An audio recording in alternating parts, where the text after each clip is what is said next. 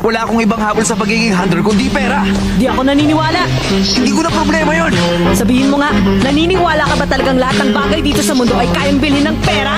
Oo, sa tamang halaga kahit anong mabibili mo. Maging pangarap pa yan, puso ng tao at pati na rin buhay nila. Ano? Hanghal ka ba talaga, Leorio? Sa sinabi mong yan, para mo na rin ininsulto yung yumaong angkan ko. Bakit? Totoo naman yun, hindi ba? Kung may pera ako noon, edi sana hindi namatay ang kaibigan ko.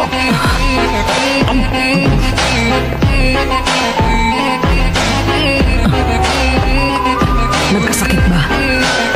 Oo, pero isang sakit na pwede namang magamot.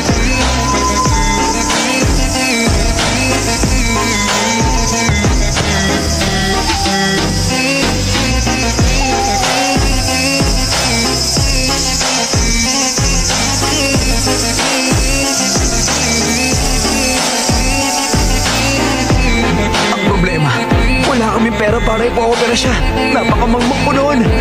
Ang akala ko pwede ako maging doktor. Gusto kong gamutin ang mga batang mahihirap na may sakit at hindi ko sila sisingilin kahit isang kusing.